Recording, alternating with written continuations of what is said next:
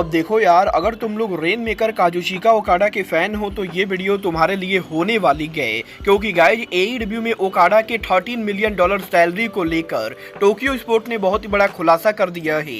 Derby Elon AEW को कब leave करेंगे, इसकी लेकर बहुत ही बड़ी अपडेट आ चुकी है। लास्ट नाइट एईडब्ल्यू के शानदार डायनामाइट के बाद डायनामाइट की व्यूअरशिप सामने आ चुकी है। मर्सिडीज मोन के एईडब्ल्यू में डेब्यू से पहले मोन का इंटरव्यू सामने आ चुका है। सैमी गुआरा के एईडब्ल्यू से सस्पेंड होने के बाद जेरिको के फ्यूचर प्लान रिवील हो चुके हैं। तो गाइस चलिए बिना किसी देरी के शुरू करते हैं इस वीडियो को, और सबसे पहले बात करेंगे एईडब्ल्यू के डायनामाइट की। वेल गाइस, ये बात तो हम सभी लोगों को मालूम है, एईडब्ल्यू के इस हफ्ते का डायनामाइट रिवोल्यूशन का फॉल आउट डायनामाइट था, और जहां एईडब्ल्यू के इस हफ्ते डायनामाइट शो के ऊपर एईडब्ल्यू ने brand new set design reveal किया, तो वहीं एईडब्ल्यू के इस हफ्ते डायनामाइट शो के ऊपर ओकाडा ने शॉकिंग तरीके से उनका डेब्यू किया। बट गाइस, यहीं एईडब्ल्यू के डायनामाइट के इतना जबरदस्त होने के बाद भी व्यूअरशिप के मामले में एईडब्ल्यू के इस हफ्ते का डायनामाइट बुरी तरह से फ्लॉप हो चुका है, क्योंकि गाइस लास्ट वीक जब एईडब्ल्यू के रिवोल्यूशन पेपर व्यू को लेकर एईडब्ल्यू ने गो होम एडिशन डायनामाइट किया, तो एईडब्ल्यू के उस हफ्ते डायनामाइट को 8,22,000 व्यूअरशिप मिली। बट यहीं एईडब्ल्यू के रिवोल्यूशन पेपर व्यू के बाद एईडब्ल्यू के इतने शानदार डायनामाइट होने के बाद भी एईडब्ल्यू के इस हफ्ते डायनामाइट शो को मात्र यहां पर करीबन 7,80,000 व्यूअरशिप मिली गए, जो कि लास्ट वीक के मुकाबले करीबन 40,000 से कम है।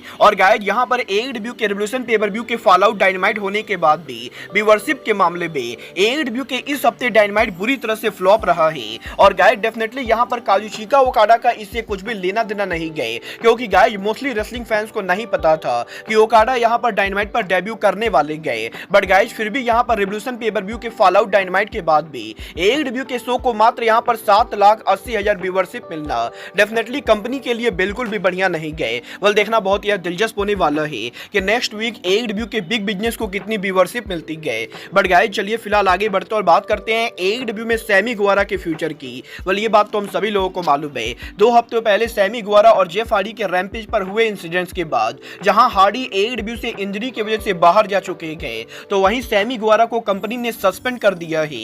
और अब क्योंकि सैमी गुआरा एईडब्ल्यू से सस्पेंड हो चुके हैं, तो गाइस गुआरा के सस्पेंड होने की वजह से एईडब्ल्यू को जेरिको के प्लान को चेंज करना पड़ा है।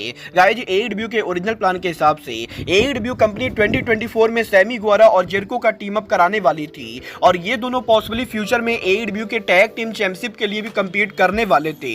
बट अब क्योंकि गुआरा यहां पर सस्पेंड हो चुके हैं, तो एईडब्ल्यू ने जेरिको को प्लान को चेंज कर दिया है, और अब यहां पर सैमी गुआरा की जगह एईडब्ल्यू कंपनी हुक के साथ टीम अप करने वाले गए, और हमें यहां पर आने वाले टाइम के अंदर क्रिस जेरिको और हुक एक साथ देखने को मिलेंगे। वेल गाइस, मुझे पर्सनली ना तो क्रिस जेरिको को देखने में कोई इंटरेस्ट है और ना ही डेर पर्सनली हुक को देखने में कोई इंटरेस्ट है। बट गाइस, आप लोग हुक और जेरिको को टैग टीम चैंपियन के तौर पर देखना चाहते हो या नहीं, आप लोग मुझे कमेंट करके बताइए।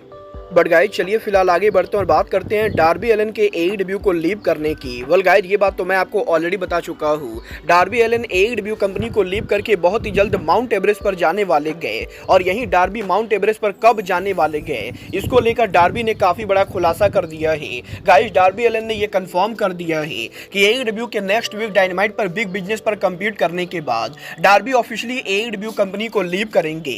और गाइस 27 मार्च वो डेट होने वाला है जब Darby Allen officially Mount Everest के लिए निकलने वाले गए। और गाइस यहां पर डार्बी एलन का ये कहना है कि यहां पर माउंट एवरेस्ट पर जाने के लिए काफी सारे लोग लंबे टाइम से तैयारी करते गए। बट गाइस यहां पर डार्बी एलन इससे पहले किसी भी माउंटेन के ऊपर नहीं गए, और ये यहां पर डार्बी एलन का पहला एक्सपीरियंस होने वाला है जब वो माउंट एवरेस्ट के ऊपर जाने वाले गए। और गाइस यहां पर डार्बी का ये कहना है कि डार्बी एलन ने जब यहां पर डॉक्टर से माउंट एवरेस्ट पर चढ़ने को लेकर बात की, तो गाइस यहां पर काफी सारे डॉक्टर्स ने डार्बी एलन को मना किया। और गाइस मेनली डॉक्टर्स का ये कहना था कि डार्बी एलन के पास कोई एक्सपीरियंस ना होने की वजह से वो यहां पर माउंट एवरेस्ट पर अगर यहां पर सेकंड टियर तक जाने की कोशिश करते गए, तो गाइस डार्बी एलन पॉसिबली जान से जा सकते गए। और गाइस डायनामाइट के ऊपर डार्बी एलन ने उनके प्रोमो में जो ये बात कहा था कि वो यहां पर पॉसिबली माउंट एवरेस्ट से जिंदा वापस नहीं आएंगे, वो बातें यहां पर काफी हद तक सही थी। और गाइस यहीं अब डार्बी एलन के बाद रेसलिंग ऑब्जर्वर ने भी ये कंफर्म कर दिया है कि डार्बी एलन का माउंट एवरेस्ट पर जाना सच में यहां पर डार्बी की जान पे खतरा हो सकता था ही, क्योंकि गाइस जो भी लोग माउंट एवरेस्ट पर चढ़ाई करने के लिए निकलते गए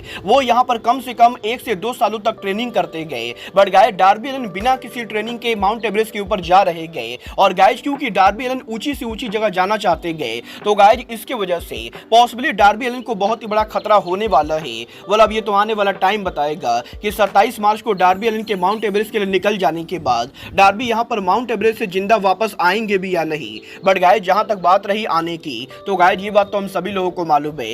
नेक्स्ट वीक AEW कंपनी उनके साल का one of the biggest dynamite show AEW dynamite big business करने वाली गए। और वैसे तो AEW ने ऑफिशियली ये अनाउंस नहीं किया है, बट गाइस ऑलरेडी ये कंफर्म माना जा रहा है कि AEW के इसी डायनामाइट के ऊपर AEW के अंदर मर्सिडीज मोन उनका डेब्यू करेंगी। और जैसा कि मैंने आपको 2 दिन पहले बताया था, AEW के डायनामाइट शो पर मोन के डेब्यू करने से पहले मर्सिडीज मोन का इंटरव्यू सामने आ चुका है, जहां पर इस हफ्ते मर्सिडीज मोन के इंटरव्यू के अंदर मोन ने यहां पर रेसलिंग में काफी सारी चीजों को लेकर बात की। और गाइस यहां पर मोन ने ये रिवील किया कि WWE कंपनी से मर्सिडीज मोन का वॉकआउट करना मर्सिडीज मोन के करियर का बेस्ट डिसीजन था। और गाइस हालांकि मर्सिडीज मोन WWE को बिल्कुल भी हेट नहीं करती गए, क्योंकि वो उनके करियर में आज इतनी बड़ी सुपरस्टार सिर्फ WWE की वजह से बनी गए। But guys definitely last time WWE के अंदर जिस तरीके से WWE कंपनी मर्सिडीज मोन को बुक कर रही थी वो चीजें यहां पर मोन को बिल्कुल पसंद नहीं थी, और इसीलिए मर्सिडीज मोन ने WWE से वॉकआउट करने का फैसला किया।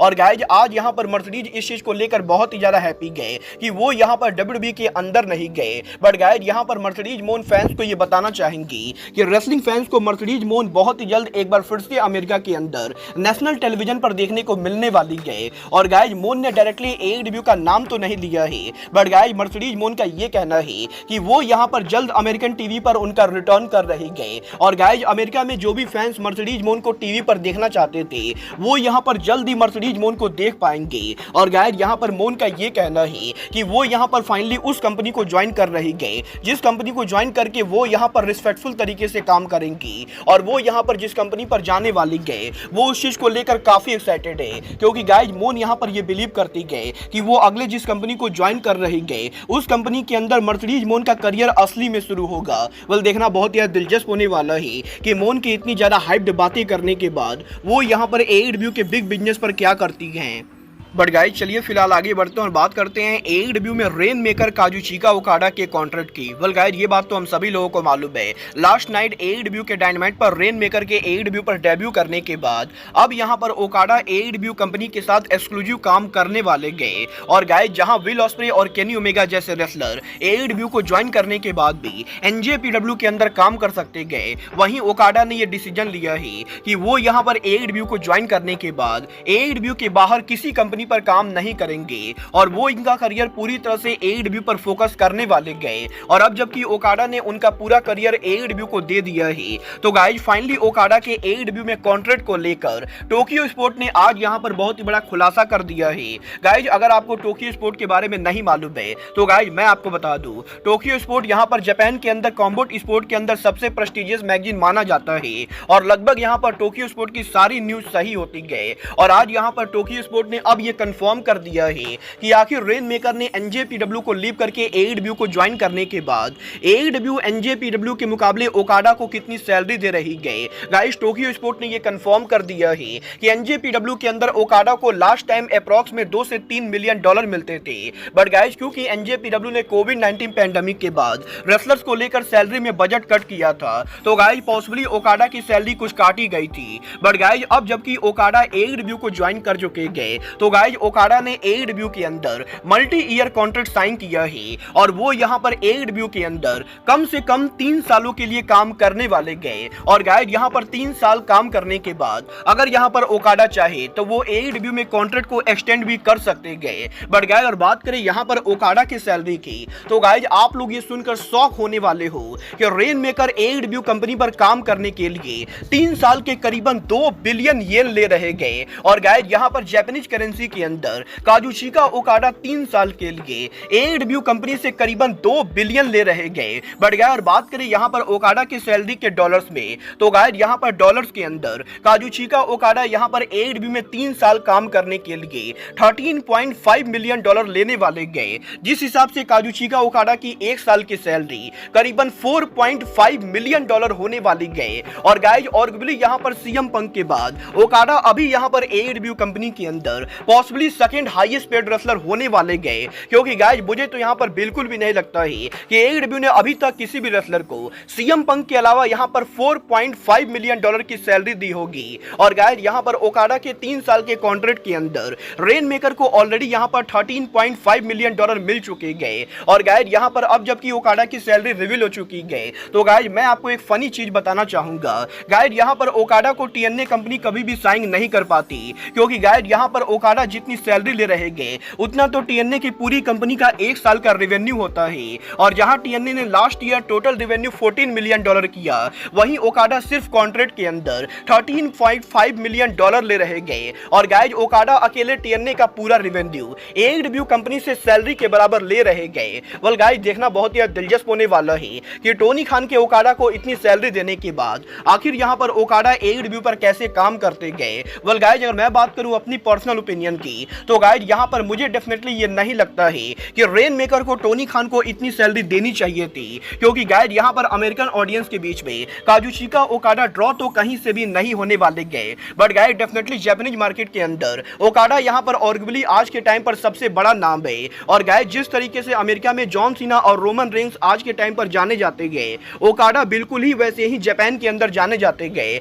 और इसीलिए फ्यूचर में AEW कंपनी अगर यहाँ पर उनके ब्रांड को जापान के अंदर एक्सपेंड करती गए, तो गाइस आर्गुमेबली यहाँ पर ओकाडा के कंपनी में होने की वजह से AEW कंपनी को जापान में काफी फायदा होने वाला है। बट गाइस यहाँ पर काजुशिका ओकाडा को 4.5 मिलियन की सैलरी मिलना ये यहाँ पर मेरे लिए भी बहुत ही ज्यादा शॉकिंग है, क्योंकि गाइस रियलिटी में AEW या WWE के अंदर 1 या 2 रेसलर्स को छोड़कर किसी को भी इतनी सैलरी नहीं मिलती गए। और वैसे तो इंटरनेट के ऊपर काफी सारे फेक वेबसाइट के ऊपर ये दावा किया है कि WWE के अंदर ब्रॉक लेसनर और जॉन सीना जैसे रेसलर्स को 12 मिलियन और 9 मिलियन की सैलरी मिलती गए। बट गाइस रियलिटी में यहाँ पर रेसलिंग ऑब्जर्वर, फाइटफुल सेलेक्ट और फोर्ब्स इन तीनों बड़े सोर्सेज ने ये कंफर्म किया है कि WWE के अंदर जिन 2 रेसलर्स को सबसे ज्यादा सैलरी मिलती गए वो यहाँ पर ब्रॉक लेसनर और रोमन रेंस है, जहां पर दोनों को ही 5 मिलियन डॉलर की सैलरी मिलती गई। और गाइस ब्रॉक लेसनर को 5 मिलियन डॉलर के अलावा WWE कंपनी पर मैचेज पर एक्स्ट्रा बोनस देती गई। और गाइस अब यहाँ पर ब्रॉक लेसनर और रोमन रेंस के बाद ओकाडा यहाँ पर वो रेसलर बन चुके गए जो यहाँ पर 1 साल का 4.5 मिलियन डॉलर ले रहा है, जो कि मेरे हिसाब से बहुत ही बड़ी अमाउंट होती गई। मतलब ये तो आने वाला टाइम बताएगा कि टोनी खान को ओकाडा को इतनी ज्यादा सैलरी देने के बाद ओकाडा यहाँ पर AEW कंपनी के लिए जापान या अमेरिका में ड्रॉप बनते हैं या नहीं। बट गाइस फिलहाल के लिए अब आज के इस वीडियो में बस इतना ही। मैं मिलता हूँ आपसे अपने अगले वीडियो में। बट गाइस तब तक के लिए goodbye, good night and bang.